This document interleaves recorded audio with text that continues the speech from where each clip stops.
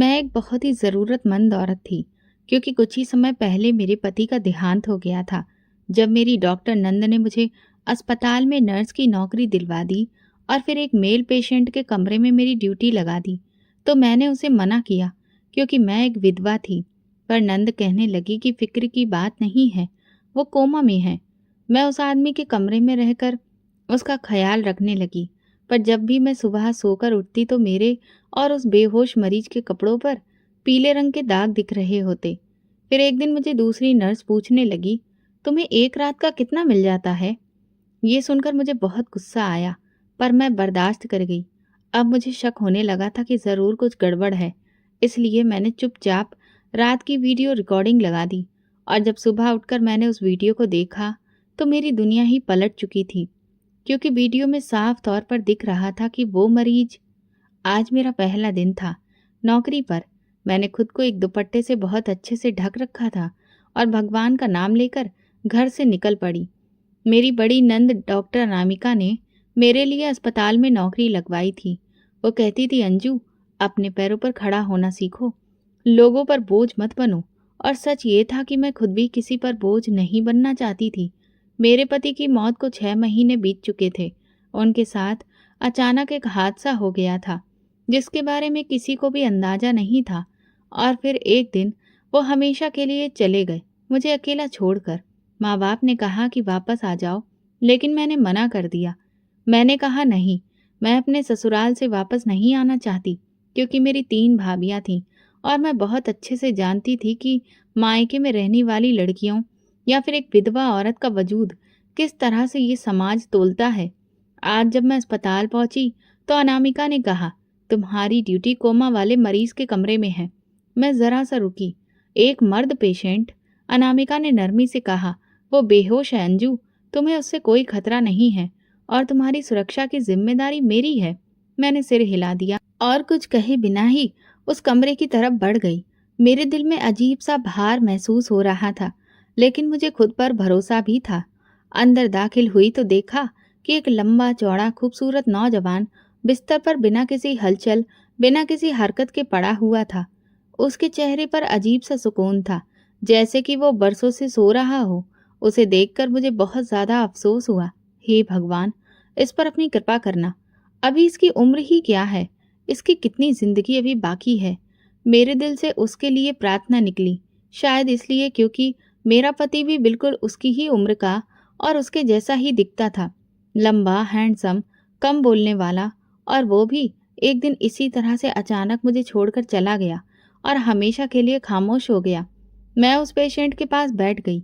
मेरी भगवान में बहुत आस्था है और इसी वजह से मैंने भगवान के कुछ भजन धीमी आवाज में गाने शुरू कर दिए। कमरे में सुकून छा गया था। कुछ देर तक मैं उसके पास बैठी रही और फिर उठकर उसके आसपास का जायजा लेने लगी। वहां पर कुछ भी करने के लिए नहीं होता था, इसलिए मैंने सोचा सो जाती हूँ। मैंने खुद से कहा और फिर मेरी आंख लग गई। सुबह जब मेरी आंख खुली तो शरीर में बहुत ही थकान सी महसूस हो रही थी, लेकिन दिल निश्चिंत था। लेकिन जैसे ही मैंने अपने कपड़े सही किए तो मुझे कुछ पीले रंग के धब्बे नजर आए। ये देखकर मैं घबरा गई। ये कैसे और कहाँ से? रात को तो कुछ भी नहीं हुआ था। मैंने तुरंत अनामिका से बात की। दीदी, मेरे कपड़ों पर कोई अजीब सी चीज लगी है। मैं नहीं जानती कि ये क्या है, लेकिन अजीब बात है। ये सुनते ही वो जैसे आग बबूला हो गई। अंजू, तुम्हें कोमा वाले पेशेंट के कमरे में लगवाना मेरी बहुत बड़ी गलती थी। अगर तुम इस तरह की बातें करोगी तो फिर मेरी नौकरी भी खतरे में पड़ जाएगी। लेकिन दीदी, मैंने तो अभी कुछ कहा ही नहीं है, बस पूछा है कि। उन्होंने बीच में टोक कर कहा, बस कोई बात किसी से मत करना और अपने काम से काम रखो। मैं खामोश हो गई, लेकिन दिल में एक सवाल पैदा हुआ, क्या वाकई मैं गलत कर रही थी? क्या सच में सिर्फ कुछ पूछ लेना ही गुनाह हो गया था? कुछ घंटे के बाद जब मैं नर्सिंग रूम में गई तो वहां 2 नर्सें आपस में हंस रही थीं। एक ने मुझे देखा और कहा, रात का मुआवजा अच्छा मिला होगा, है ना? मैं हक्का बक्का रह गई। मुआवजा? क्या मतलब? दूसरी नर्स ने तंजिया हंसी हंसते हुए कहा, अरे नया नया चेहरा है, अभी समझ नहीं आया होगा। मैं शर्म से जमीन में गड़ गई। मेरे पास कोई जवाब ही नहीं था। कुछ लम्हों के लिए ऐसा लगा जैसे मेरी आंखों के सामने अंधेरा छा गया हो। जब अनामिका दीदी ने गुस्से में मुझे चुप करवाया और वो नर्सें अजीब तरह के कमेंट छोड़कर हंसने लगीं। तो मेरे लिए कुछ भी बदला हुआ नहीं था, बस थोड़ा ज़्यादा साफ हो गया था। मुझे अंदाजा हो चुका था कि ये जगह जितनी साफ दिखाई देती है उतनी है नहीं। अगले दिन जब ड्यूटी शीट देखी तो मेरा नाम फिर उसी कमरे के साथ लिखा था, यानी कि अब मेरी हमेशा के लिए ड्यूटी वहीं के लिए बन चुकी थी। कोमा वाले पेशेंट का कमरा। दीदी, मेरी ड्यूटी किसी और जगह लगवा दीजिए, मैंने आराम से पूछा। वो चेयर पर बैठी हुई फाइल पलट रही थी। क्यों? अब क्या दिक्कत हो गई है? बस थोड़ी परेशानी हो रही है। वो मरीज मर्द है ना? उनकी आवाज़ बुलंद हो गई। मैंने तुम्हें वहाँ खुद लगाया है और ये सबसे आसान ड्यूटी है। ना कोई शोर, ना भीड़ भाड़, और वो आदमी भी कोमा में है, ना कुछ देखता है और ना सुनता है। इससे तुम सुरक्षित भी बनी रहती हो। अगर बार बार जगह बदलती रहोगी तो फिर सबको शक होगा। हालात को समझने की कोशिश किया करो। मैं खामोश हो गई। उनकी बात में वजन था और हालात, वो तो मेरे खिलाफ ही थे। कुछ दिनों में ही मेरा रूटीन बन गया। शाम के वक्त अस्पताल आती, ड्रेस पहनती, अटेंडेंस लगाती और सीधा उस कमरे में चली जाती। कमरे का दरवाज़ा बंद होता, रोशनी धीमी रखती और मशीनों की धीमी बीप की आवाज़ हर तरफ फैली रहती। पेशेंट का नाम फाइल पर आदित्य राय चौधरी लिखा था। मैं फाइल देख चुकी थी। वो एक ही जगह लेटा रहता, उसकी पलक तक नहीं हिलती। कुछ दिन बाद एक दिलचस्प बात हुई। सफाई के दौरान मुझे कमरे की दराज खुली हुई मिली। अंदर एक पुरानी घड़ी, एक गंगा जल की बोतल और एक छोटी सी डायरी नुमा नोटबुक थी। मैंने वो नोटबुक खोली तो उसमें सिर्फ खाली पन्ने थे, लेकिन आखिरी पन्ने पर एक छोटी सी बात लिखी थी, खामोशी सब कुछ सुन लेती है। मैंने वो बात कई बार पढ़ी। उसमें एक अजीब सा असर था, जैसे कि किसी खामोश चीख की गवाह हो। अगली रात मैं कमरे में आई तो नर्स रूम में एक नर्स दिखाई दी। उसका नाम गीता था। उसने मुझे देखा, नज़र चुराई और बड़बड़ाई, यही है शायद। मैंने सुना पर अनसुना कर दिया। रात को हमेशा की तरह मैंने बाकी पेशेंट्स को दवाइयाँ दी, टेम्परेचर चेक किया और वापस अपनी ड्यूटी वाले रूम में आ गई। मैं आज अपने साथ एक बहुत अच्छी किताब लेकर आई थी। मैंने सोचा कि मैं पढ़कर आदित्य को सुनाऊंगी, क्योंकि कोमा में जो मरीज होता है वो कम से कम सुन तो सकता ही है ना। और वो बेचारा न जाने कब से इसी हाल में लेटा होगा। मैं काफ़ी देर तक उसे किताब पढ़कर सुनाती रही और फिर धीरे धीरे मुझे अजीब सी थकान महसूस होने लगी। मैंने सोचा कि कुछ देर के लिए झपकी ले लेती हूँ, लेकिन जब मैं जागी तो 3 घंटे गुजर चुके थे। मुझे झटका लगा। उसी वक्त मुझे ड्रिप लगानी थी। मैंने तुरंत ही अपना काम पूरा किया। एक दिन ऐसा हुआ कि वार्ड बॉय कमरे में आया और बोला, बाहर आपको डॉक्टर अनामिका बुला रही हैं, कुछ डॉक्यूमेंट्स पर साइन लेने हैं। मैंने अपने हाथ के दस्ताने उतारे और बाहर निकलने ही लगी थी कि मुझे ऐसा लगा कि कमरे का दरवाज़ा लॉक हो गया है। क्या इसे तुमने लॉक किया? मैंने वार्ड बॉय से पूछा। नहीं मैडम, दरवाज़ा तो खुद ही बंद हुआ, इसमें ऑटो लॉक सिस्टम है, उसने बेफिक्री से जवाब दिया। मुझे शक सा हुआ, मगर फिर खुद को समझा लिया कि शायद वाकई सिस्टम ही ऐसा हो। कुछ दिनों बाद एक और नर्स आई, शिवानी। वो मेरे पास आकर बोली, आपको पता है वो मरीज 5 महीने से इसी हालत में है। 5 महीने? मैं हैरत से दोहराया। हाँ, और कोई उसे देखने भी नहीं आता। बस एक बार कोई वकील सा आदमी आया था, वो भी पिछले महीने। बात छोटी थी लेकिन मेरे लिए बहुत बड़ी हो गई। ऐसा कैसे हो सकता है कि एक करोड़पति पेशेंट, वो भी इतना जवान, और कोई भी देखभाल के लिए नहीं। मैं अगली रात उसके हाथों को ध्यान से देख रही थी तो उसके नाखून कटे हुए थे, दाढ़ी भी अच्छे से बनी हुई थी, जैसे कि किसी ने अभी कुछ समय पहले ही उसका ख्याल रखा हो। मैंने उसकी पलकों को ध्यान से देखा तो वहाँ पर एक बार मुझे हल्की सी हलचल दिखाई दी। मैं चौंक गई। तुरंत मशीन की तरफ देखा। हर चीज़ नॉर्मल थी। ये सब इत्तेफाक था या कुछ और, समझ नहीं आ रहा था। एक दिन अस्पताल के स्टोर से दवा लेने गई तो स्टोर इंचार्ज ने कहा, आदित्य साहब के कमरे में कुछ दवाइयाँ स्पेशल आती हैं, वो तुम ले जाया करो। स्पेशल? लेकिन क्यों? वो तो कोमा में है ना।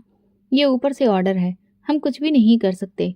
वहीं खड़े खड़े मुझे लगा कि कोई मुझे पीछे से घूर रहा है। पलट कर देखा तो गीता खड़ी थी। वो कुछ कहना चाह रही थी पर रुकी रही। मैं उसके पास गई। तुम्हें कुछ कहना है? वो एक लम्हे को हिचकिचाई, फिर बोली, आप बहुत अच्छी हैं, लेकिन यहाँ सब लोग अच्छे नहीं हैं, इसलिए सावधानी जरूर बरतिएगा।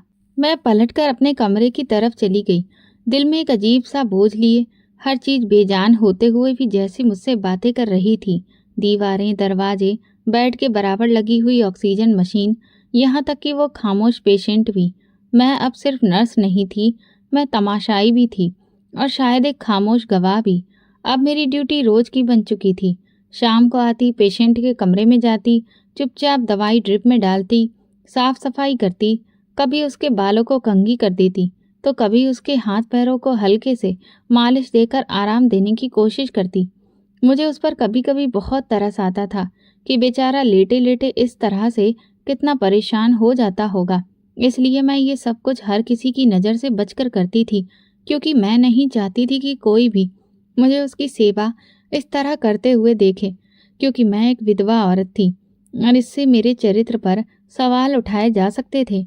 मैं अब हर रोज उसे कोई न कोई अच्छी नॉवेल पढ़कर सुनाती और फिर कोने में चादर ओढ़ कर सो जाती। इस पूरे काम के दौरान ना किसी से कोई बात होती, ना कोई दखल अंदाजी, लेकिन कुछ दिनों से एक अजीब सा रूटीन बन गया था जिसने मेरी नींद को भी सुकून से भर दिया था।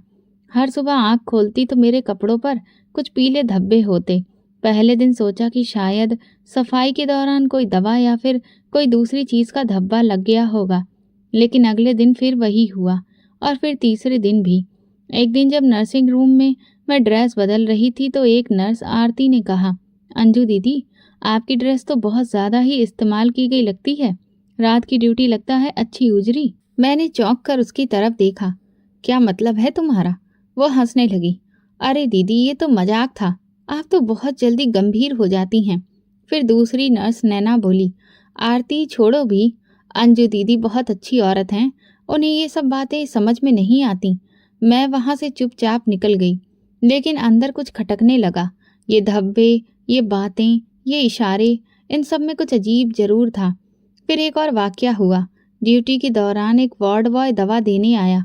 मैंने उसे गुड इवनिंग कहा, लेकिन वो बिना जवाब दिए अंदर दाखिल हुआ।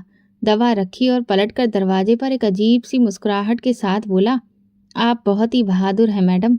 मैं हैरान रह गई। क्या मतलब? कुछ नहीं, बस ऐसे ही। और फिर वो चला गया। ऐसा पहली बार हुआ था कि किसी ने मुझे बहादुर कहा, लेकिन इस जुमले के पीछे क्या था मैं समझ नहीं सकी। अगली रात कमरे में दाखिल होते हुए मैंने दरवाजे का लॉक अच्छे से चेक किया। मुझे कुछ अजीब सा महसूस हुआ, जैसे क्लिक की आवाज़ अलग लग रही हो। जैसे दरवाज़ा बंद तो हुआ, लेकिन वाकई में मैंने देखा कि अंदर से कुंडी खुद ब खुद ही लग गई थी। फिर दिल में ख्याल आया कि शायद वाकई सिस्टम में कुछ खराबी है। मैंने मोबाइल निकालकर वीडियो बनाने की कोशिश की, मगर अंदर तो नेटवर्क काम ही नहीं कर रहा था। एक तरफ दीवार पर एक पुराना वेंटिलेटर लगा था जो अक्सर खुद ब खुद ही हल्का सा शोर करता था, जैसे कोई धीरे धीरे सांस ले रहा हो। मैंने इस बार ध्यान दिया तो महसूस हुआ कि ये शोर धीमे धीमे आता है और ठीक उसी वक्त बंद हो जाता है जब मैं बुक पढ़ रही होती हूँ। उस रात मैंने कमरे की कुछ चीज़ों में बदलाव कर दिया। मैं बिस्तर के ठीक नीचे से जाते हुए फर्श पर नमक की एक बारीक सी लाइन बना दी।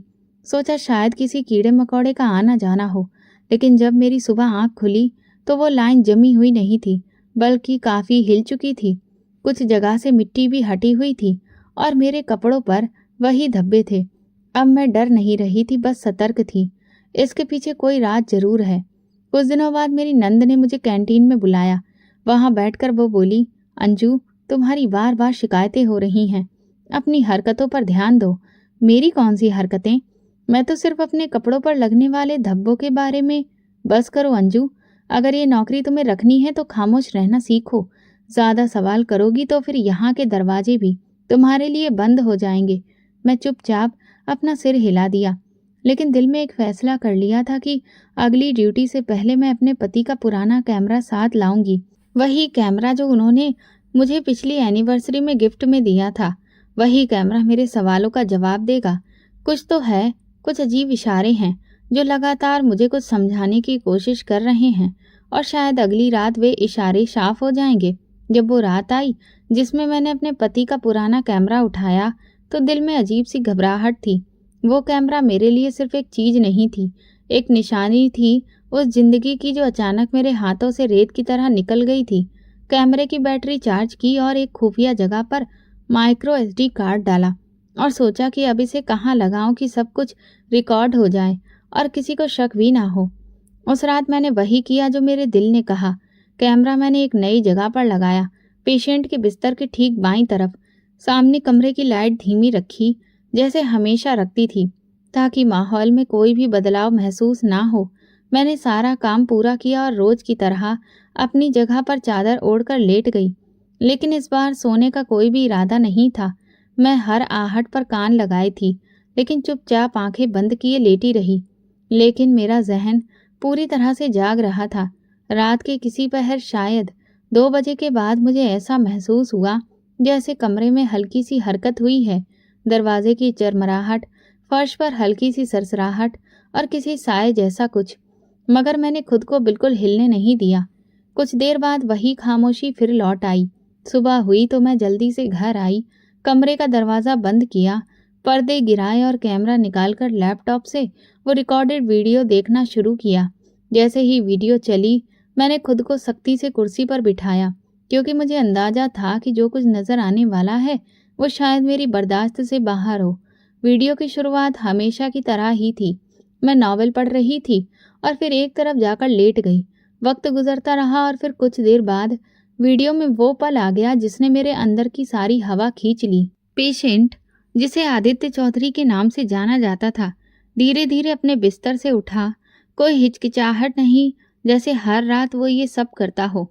उसने पहले बैठकर अपनी गर्दन दाएं बाएं घुमाई, जैसे कि बंधी हुई कोई पट्टी खोल रहा हो। फिर उसने धीरे से चप्पल पहनी और कमरे में चलने लगा।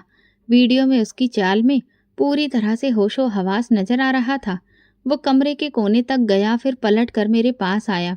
कुछ लम्हों तक वो मेरे चेहरे को देखता रहा। मेरा सिर चादर से ढका हुआ था और मैं वीडियो में साफ नजर आ रही थी, बेखबर, गहरी नींद में। फिर उसने मेरी चादर का किनारा धीरे से हटाया, मेरे बालों को छुआ, जैसे किसी अपने को धीरे से जगाने की कोशिश कर रहा हो, या शायद सिर्फ देखने की इच्छा हो। फिर उसने अपने पेशेंट वाले कपड़ों की जेब में हाथ डाला और ना जाने उसमें ऐसा क्या था कि उसने अपनी एक उंगली मेरी नाक से कुछ इंच की दूरी पर रखी और कुछ देर तक वही रखी, फिर उसे हटा लिया। इससे मुझे इतना समझ आ गया कि वो या तो मेरी सांसें चेक कर रहा है या मुझे कुछ महसूस करवा रहा है। फिर उसने पास में रखी कुर्सी उठाई और उसे मेरे पास रख दिया। दराज खोली और उसमें से वो तेल की पुरानी शीशी निकाली जो कई दिनों से वहीं रखी थी। कुर्सी पर बैठकर उसने मेरे हाथों को बहुत नरमी से थामा और उस पर तेल लगाना शुरू कर दिया। धीरे धीरे वो मसाज करता रहा, जैसे ये रोज की आदत हो। उसने मेरे पैरों पर भी वही तेल लगाया। ये सब इतनी खामोशी से हो रहा था कि मुझे कुछ भी समझ में नहीं आ रहा था, या शायद मैं बेहोश थी। कुछ लम्हों बाद उसने मेरे हाथ को थामे रखा। उसके चेहरे पर एक अजीब खामोश सा सुकून था, जैसे वो किसी गहरे दर्द से निकलकर अब शांति की ओर बढ़ रहा हो।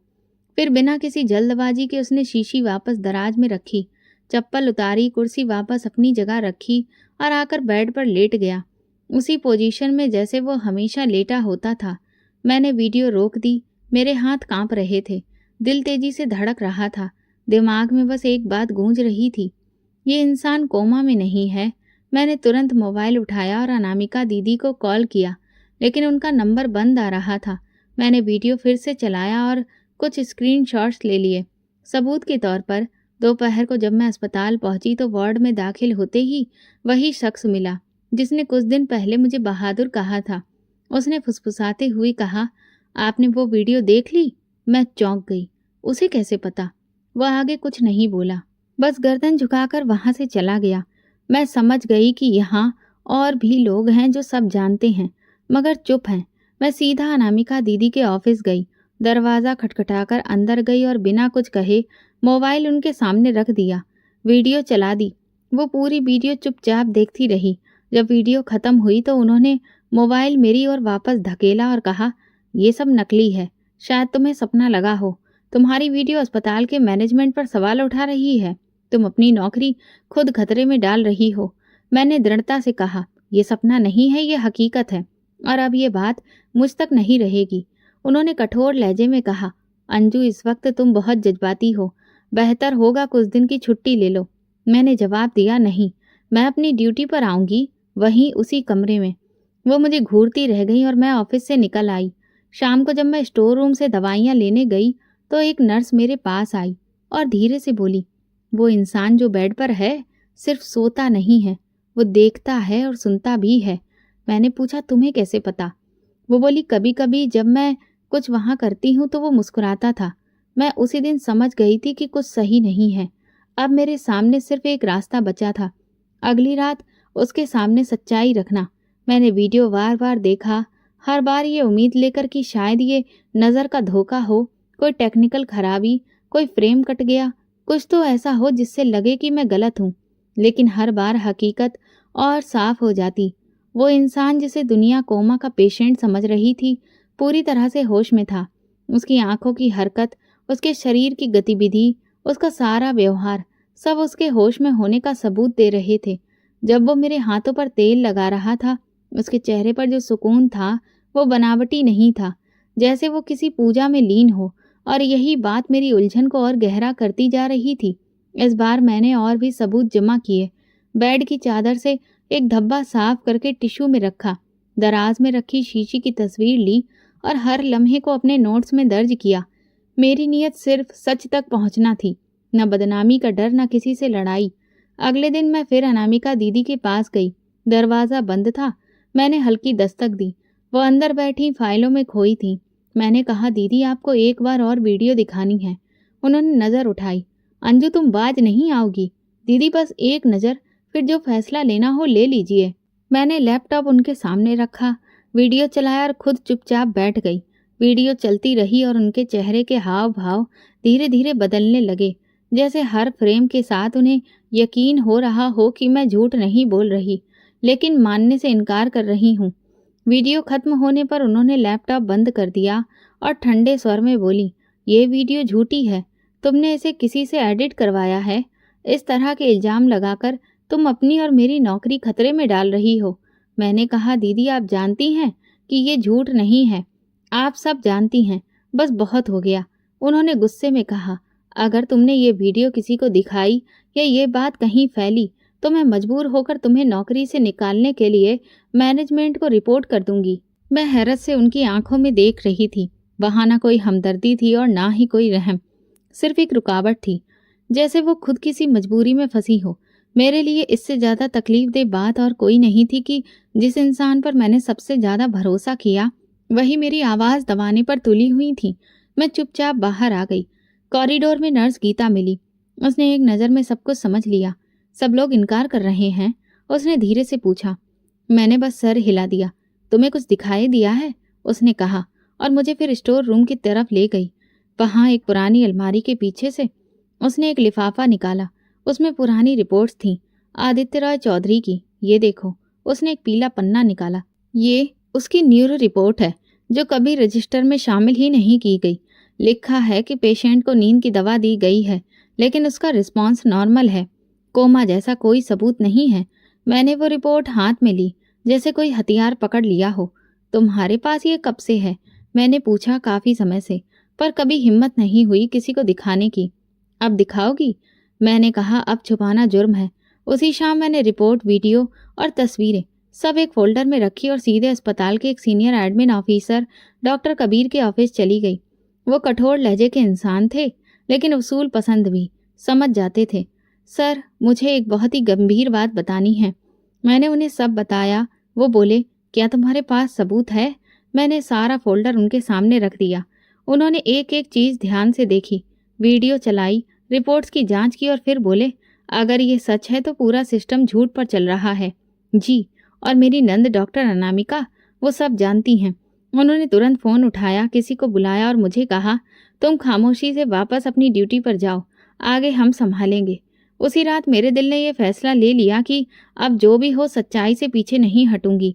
कमरे में आई तो आदित्य हमेशा की तरह खामोश पड़ा था, पर आज पहली बार उसे देखकर मैं ना डरी हुई थी ना घबराई हुई, क्योंकि अब मैं जान चुकी थी कि वो बेहोश नहीं, सिर्फ चुप है। और अब मैं भी चुप नहीं रहूंगी। डॉक्टर कबीर ने वीडियो देखकर कहा तो था कि मामला संभालेंगे, लेकिन 2 दिन गुजर गए और कोई कार्रवाई होती नजर नहीं आई। अनामिका दीदी ने एक बार भी मुझसे बात नहीं की, सिर्फ एक नज़र डाली, जैसे मैं उनके लिए अब गैर जरूरी हो चुकी हूँ। ड्यूटी अभी भी वही, कमरा वही, पेशेंट वही और वही खास माहौल। मैं सोचने लगी कि सिर्फ वीडियो और ज़ुबानी शिकायत काफ़ी नहीं है। मुझे सबूत चाहिए जो सिर्फ दिखे नहीं, पढ़े भी जा सकें। उसी रात मैंने एक प्लान बनाया। नाइट ड्यूटी के दौरान जब ward boy clerk store room में गया, मैं खामोशी से नर्सिंग रूम के पीछे गई, जहाँ पेशेंट्स की फाइल रखी जाती थी। फाइलों को एक एक करके देखने में मैंने समय बर्बाद नहीं किया। सिर्फ आदित्य राय चौधरी का नाम ढूंढा और तुरंत कमरे में वापस आ गई। दरवाज़ा बंद किया, बेड लैंप जलाया और फाइल खोली। पहले पन्ने पर लिखा था, patient deep coma monitored 3 months. ये वही बात थी जो सब कहते आए थे, लेकिन अगले पन्ने पर एक और कागज़ चिपका हुआ था, जैसे जल्दी में जोड़ा गया हो। उस पर एक छोटा सा नोट लिखा था, नाम Aditya Rai Chaudhary, condition stable, under protective observation. Aditya Rai Chaudhary, ये नाम अब ऐसा लगने लगा जैसे मैं पहले भी सुन चुकी थी। कुछ महीने पहले मेरे पति के साथ जब मैं एक जगह पर गई थी, तब उसने बताया था कि आदित्य राय चौधरी एक बहुत बड़ा बिजनेसमैन है। रियल एस्टेट, टेक्सटाइल और बहुत सारे इंस्टीट्यूशंस, हर जगह उसी का नाम था। मैं और पन्ने पलटने लगी। रिपोर्ट्स में कुछ चीज़ें गायब थीं, जैसे कोई जानबूझकर जानकारी छुपा रहा हो। एक पुरानी एक्सेल रिपोर्ट के पीछे एक हाथ से लिखी डिटेल नजर आई, possible found please suspect case referred. मैंने वो फाइल दुपट्टे में लपेटकर वापस रख दी। अब दिमाग में एक नया सवाल था, अगर ये इंसान इतना पावरफुल है तो फिर इसे यहाँ क्यों छुपाया गया है, और कौन चाहता था कि ये कभी ना जागे।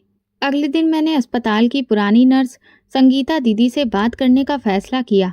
वो सुबह की शिफ्ट में आती थी और बीते 20 साल से ये काम कर रही थी। अस्पताल की दीवारों जैसी खामोश, लेकिन सब कुछ जानने वाली। कैंटीन में चाय लेते हुए मैंने पूछा, दीदी आप आदित्य के बारे में कुछ जानती हैं? वो लम्हा भर रुकी। क्यों पूछ रही हो? बस ऐसे ही, कुछ रिपोर्ट्स अजीब हैं और वो ऐसा पेशेंट नहीं लगता जैसा बताया जाता है। उन्होंने इधर उधर देखा, फिर धीरे से बोली, तुम्हें कोई धमकी तो नहीं मिली? अभी तक नहीं, मगर सच जानने की सजा कब तक दूर रहती है? संगीता दीदी थोड़ी देर खामोश रही, फिर धीरे से बोली, ये इंसान कुछ महीने पहले जहर खुरानी के केस में आया था। इसकी हालत बहुत नाजुक थी, लेकिन ये बच गया। पुलिस में रिपोर्ट दर्ज हुई, लेकिन अगले ही दिन कार्रवाई बंद कर दी गई। क्यों? मैंने पूछा। कहा गया कि फैमिली को शक है कि ये अपनी जान लेने की कोशिश कर रहा था, मगर वो खुदकुशी नहीं थी अंजू। मैंने उसके कपड़ों पर निशान देखे थे, और सबसे बढ़कर जब वो होश में आया था तो खुद बोलकर उसने कहा था कि मुझे मेरे अपने मारना चाहते हैं। फिर ये सब छुपाया क्यों गया? क्योंकि उसने खुद कहा था कि उसकी जिंदा होने की खबर बाहर नहीं जानी चाहिए। उसने कहा, मुझे मरने के करीब समझकर जो चेहरे बेनकाब हो रहे हैं उन्हें पूरी तरह बेनकाब होने दो। मैं दंग रह गई। तो वो कोमा में नहीं था? नहीं बेटी, उसने सिर्फ एक ड्रामा किया है ताकि असली मुजरिम सामने आए। आपने ये बात किसी को नहीं बताई। हमेशा सोचा कि ऐसा करूं, फिर वही डर, नौकरी की सुरक्षा की। लेकिन तुम्हें वो हिम्मत है जो हम में नहीं थी। मेरी आंखों के सामने वो सारी रातें घूमने लगी, जब वो इंसान मेरे करीब आकर बैठता, मेरे हाथों पर तेल मलता और खामोशी से वापस चला जाता। मैं कितनी बेखबर थी, लेकिन अब नहीं।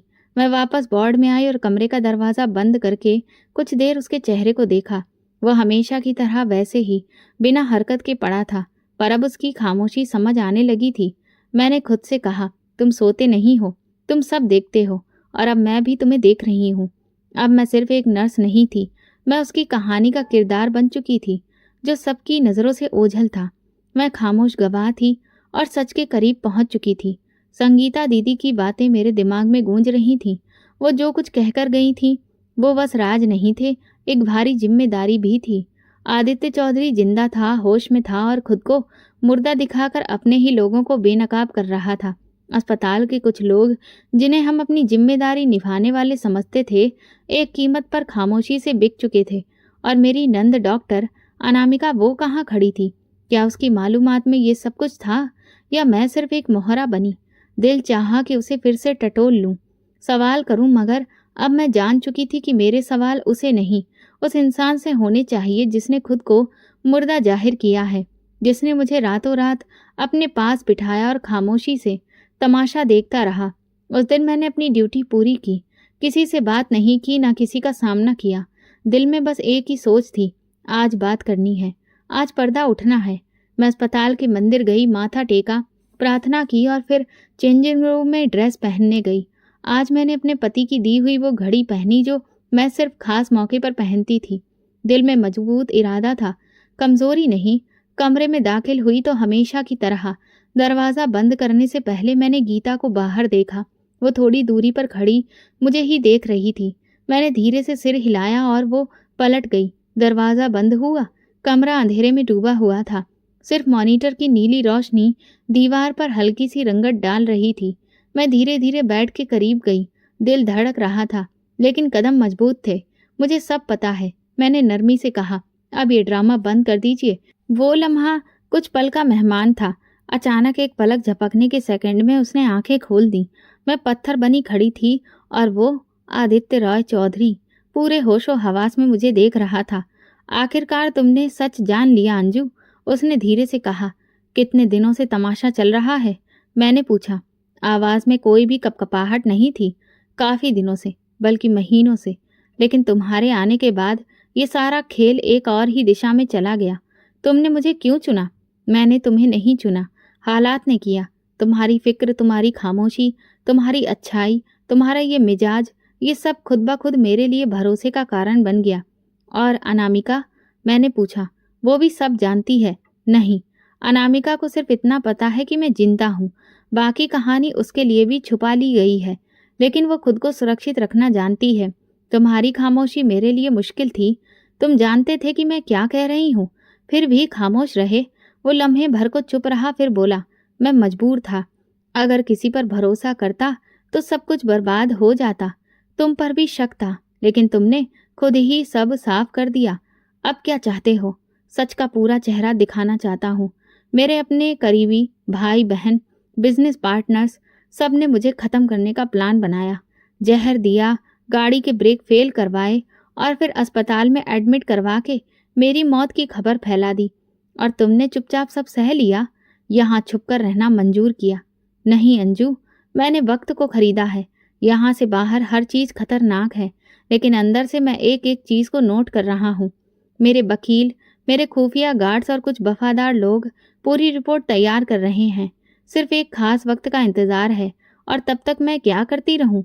अब तुम्हें कुछ नहीं करना है। तुम सिर्फ मेरी सच्चाई की गवाह बन चुकी हो। मैं कुर्सी खींचकर उसके पास रखी और बैठ गई। मैं कोई तमाशा देखने वाली नहीं हूँ आदित्य। मैंने इस अस्पताल की दीवारों के पीछे बहुत कुछ सहा है, और जो कुछ होगा उसमें मेरा भी हिस्सा होगा। वो मुस्कुराया। तुम्हारा हिस्सा तो सबसे मजबूत है। शायद इस कहानी की शुरुआत तुम ही हो। हम खामोश हो गए।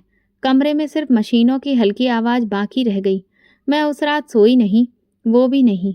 पहली बार दो जागते हुए इंसान उस कमरे में एक साथ थे, बिना पर्दे, बिना झूठ के। सुबह हुई तो बाहर रोशनी थी, मगर मेरे अंदर पहली बार सुकून था, क्योंकि अब मेरे सामने कोई पर्दा नहीं था। जब आदित्य ने नरमी से कहा, मैं जानता था कि तुम सब समझ जाओगी, तो मेरे कदम खुद ब खुद पीछे हटे। उसके लहजे में तसल्ली थी, मगर मेरे दिल में भारी गुस्सा उभरने लगा। मैंने गहरी सांस ली और बिना किसी झिझक के कहा, तुमने मेरे भरोसे का फ़ायदा उठाया। तुमने मुझे हर रात इस कमरे में रखा, अपनी सच्चाई छुपाकर मुझे तमाशा बनाया। वो कुछ देर खामोश रहा, फिर धीरे से बोला, नहीं अंजू, मैंने तुम्हें आजमाया। किसी इंसान के किरदार को परखने के लिए वक्त लगता है, और मैं हर कदम पर देख रहा था कि कौन मेरी गैर मौजूदगी में वफादारी निभाता है। तुमने वो सब किया जिसे कोई वैल्यू भी नहीं करता। मैं रुख मोड़ा, जैसे अपनी नाराजगी को छुपाना चाहती थी, लेकिन सच यही था कि उसकी बातों में भी वजन था। मुझे अपनी खुददारी की कुर्बानी नहीं देनी थी, लेकिन ये भी मानना पड़ा कि जो इंसान इतनी बड़ी साजिश के खिलाफ अकेला खड़ा हो, वो किसी पर भी तुरंत भरोसा नहीं कर सकता। तुम्हें कब पता चला कि मैं शक करने लगी हूँ? मैंने पूछा। उसी दिन जब तुमने मेरा हाथ झटका।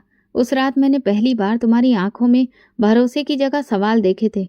मैं कुर्सी पर बैठ गई। आदित्य अपनी उसी पोजीशन में लेटा रहा, मगर उसकी आंखों में वो गहराई थी जो सच छुपाने वालों में नहीं होती। तुम इस सब से क्या निकालना चाहते हो? मैंने साफ शब्दों में पूछा। इंसाफ, और उसकी जमानत जो मेरे लिए खड़ी हुई जब सबने मेरा साथ छोड़ दिया। वो बात मेरे दिल में जैसे तीर की तरह लगी। एक लम्हा आया कि मैंने सोचा, क्या वाकई मेरा होना इतना खास हो गया था? मैंने कुछ नहीं मांगा, ना कुछ माना, मगर फिर वही ख्याल आया, शायद भगवान ने मुझे एक मकसद के लिए यहाँ भेजा था। अब तुम क्या करने वाले हो? मैंने बात आगे बढ़ाई। मेरी लीगल टीम मेरे दस्तखत का इंतज़ार कर रही है।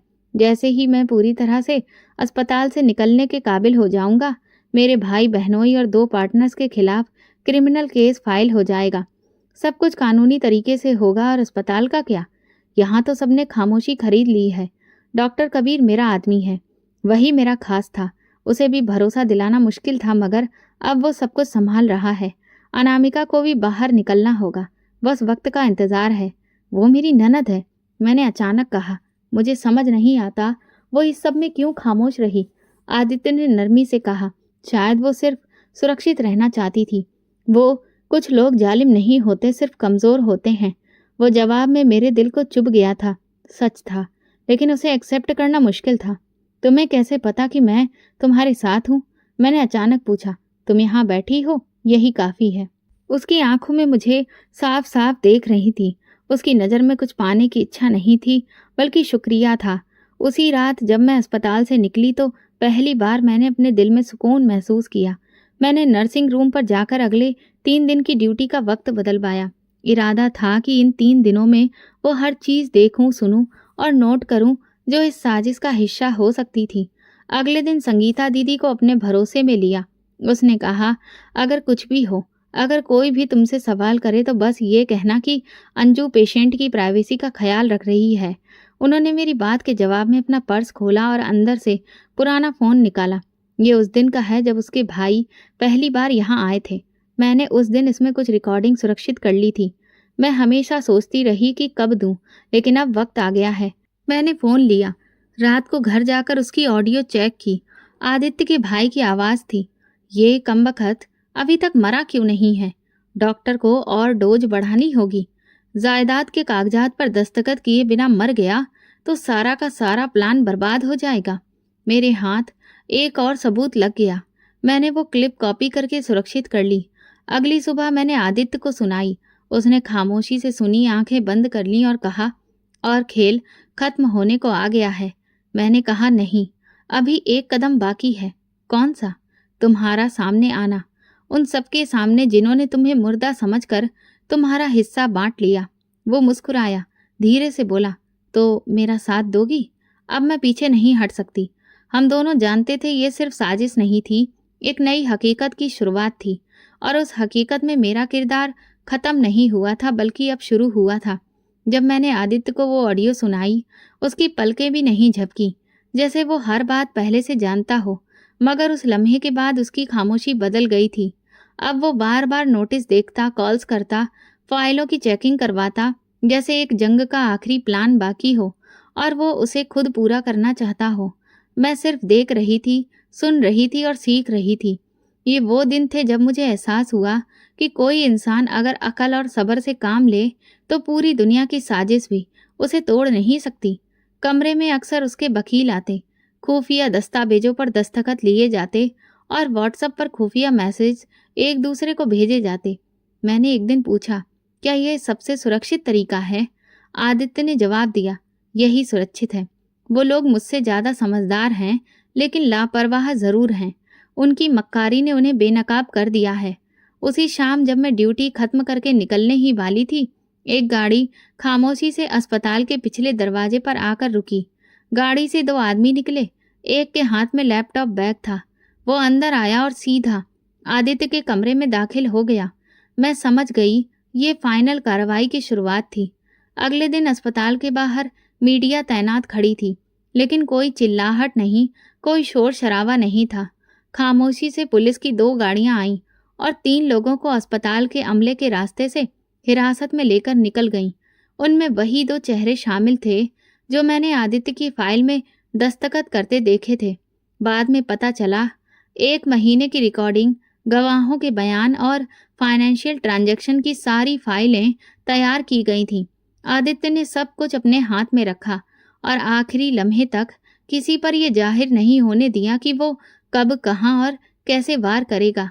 शाम को जब मैं हमेशा की तरह पेशेंट की फाइल अपडेट कर रही थी तो डॉक्टर कबीर ने मुझे बुलाया। तुम्हारे लिए एक खास मैसेज है, उन्होंने कहा और मुझे एक सफ़ेद लिफाफा थमा दिया। मैंने उसे खोला तो अंदर एक सादा सा नोट था।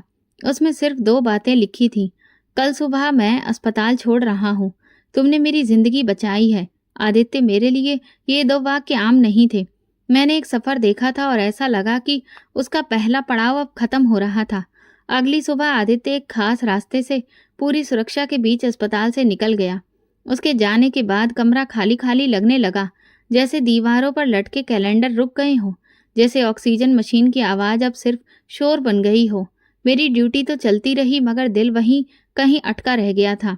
अनामिका दीदी से 2 बार मुलाकात अस्पताल के कॉरिडोर में हुई। उन्होंने नज़रें झुकाकर कहा, मुझे अंदाजा नहीं था कि ये मामला इतना संगीन है। शायद मैं वक्त पर कुछ बोलती तो बेहतर होता। मैंने कोई शिकायत नहीं की, सिर्फ इतना कहा, वक्त अगर सच बोल दे तो हम सब चुप रह जाते हैं। कुछ दिन बाद जब सब कुछ नॉर्मल हो गया, एक दोपहर में अपने कमरे में बैठी थी, कपड़े तय कर रही थी, तभी दरवाजे पर दस्तक हुई। गीता खड़ी थी, हाथ में एक छोटा सा सफ़ेद लिफाफा था। ये आपके लिए है, बाहर से आया है, कहकर वो चली गई। मैंने लिफाफा खोला तो उसमें एक साधारण सा कार्ड था। ऊपर गोल्डन स्याही से लिखा था, शादी का निमंत्रण, और नीचे लिखा था, अंजू वेड्स आदित्य। मेरे हाथ कांपने लगे।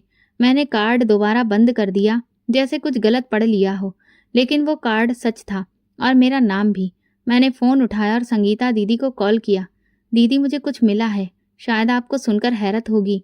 उन्होंने चुपचाप मेरी बात सुनी और सिर्फ इतना कहा, बेटा, भगवान जिनके लिए भला चाहता है उनके लिए ऐसे फैसले खुद करता है। मैंने किसी को कुछ नहीं बताया।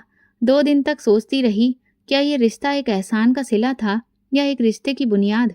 वो इंसान जिसे मैं सबसे ज़्यादा असुरक्षित समझ रही थी, आज मेरे दरवाजे पर एक मजबूत वादा लिए खड़ा था।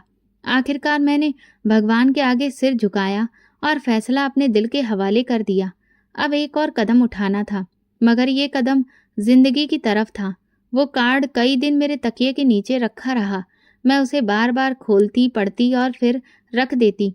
आदित्य का फैसला मेरे लिए हैरान कर देने वाला नहीं था, लेकिन ये सोचना कि मैं वाकई उसकी नई शुरुआत का हिस्सा बन सकती हूँ, ये मेरे लिए आसान नहीं था। मैंने कई रातें भगवान से बातें करते हुए गुजारी। अगर ये रिश्ता मेरे हक में है तो मेरे दिल को सुकून दे दो, अगर नहीं है तो मुझे मना करने की हिम्मत दे दो। मैं अकेली थी, मगर कमज़ोर नहीं। अब जो फैसला करना था वो जज्बात पर नहीं, अकल और ईमान पर करना था। तीसरे दिन मैंने संगीता दीदी को बुलाया, उनके सामने चाय रखी और कहा, आपको कैसा लगेगा अगर मैं हाँ कह दूं?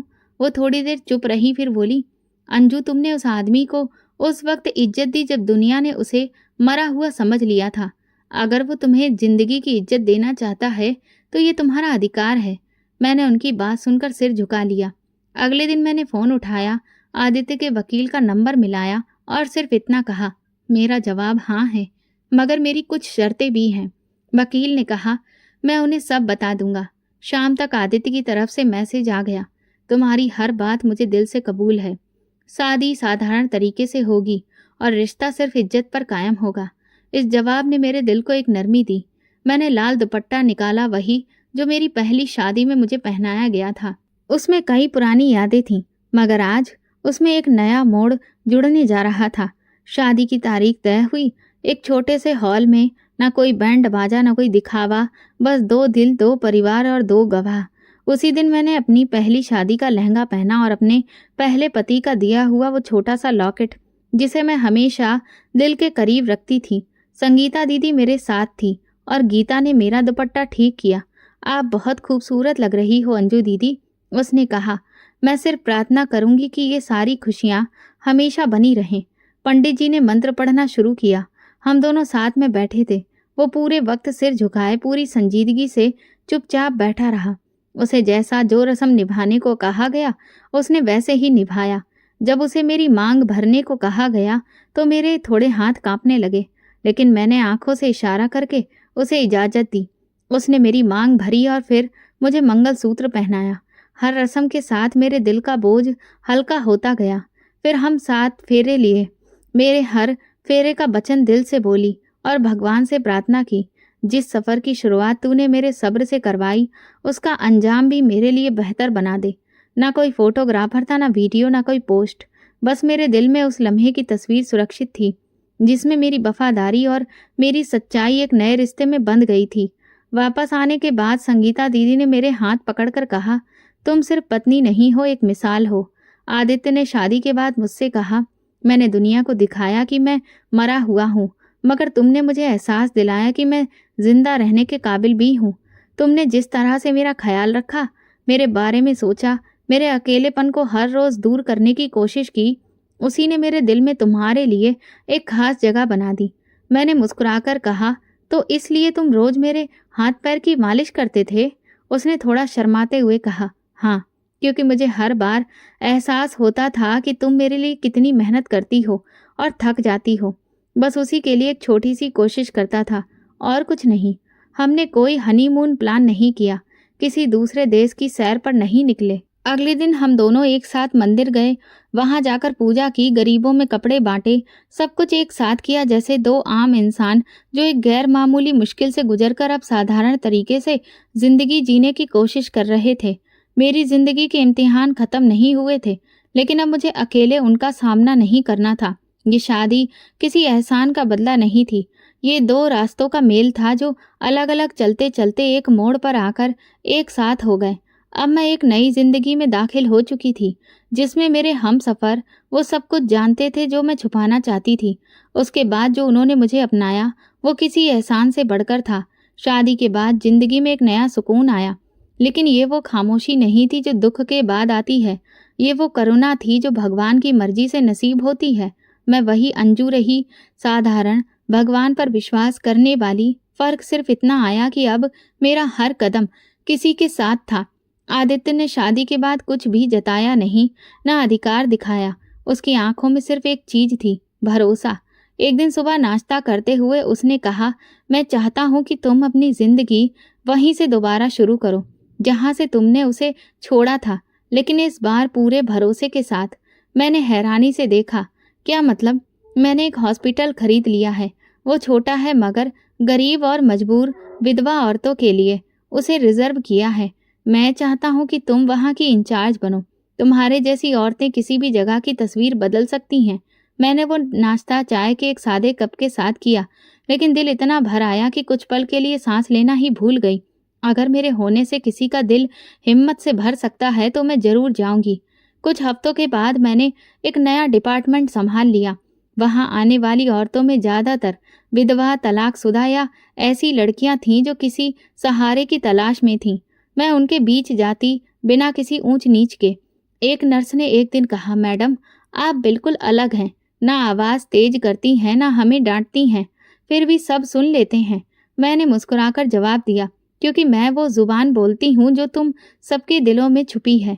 मैं वो सब सह चुकी हूँ जो तुम सह रही हो। एक दिन अस्पताल में अनामिका आ गई। मैं अपने ऑफिस में अंदर रिपोर्ट देख रही थी। जब दरवाजे पर दस्तक हुई, दरवाजा खुला, वो धीरे धीरे अंदर आई। चेहरे पर नमी थी, नजरें झुकी हुई थी। मुझे तुमसे कुछ कहना है अंजू, उन्होंने धीरे से कहा। मैंने अपनी कुर्सी से उठकर उनके लिए कुर्सी खींची। मैं जानती हूँ मैंने बहुत कुछ छुपाया, बहुत कुछ कहा जो नहीं कहना चाहिए था। मैं खुद डरी हुई थी, खुद गर्जी में थी, लेकिन तुमने वो कुछ किया जो मैं नहीं कर सकी। मुझे माफ कर दो। मैंने सिर्फ इतना कहा, आप मेरी ननद थीं, आज भी हैं। रिश्ता खून से नहीं नीयत से मजबूत होता है। मैंने माफ किया। हम दोनों कुछ पल चुप बैठे रहे। कुछ रिश्ते शब्दों के बिना भी ठीक हो जाते हैं।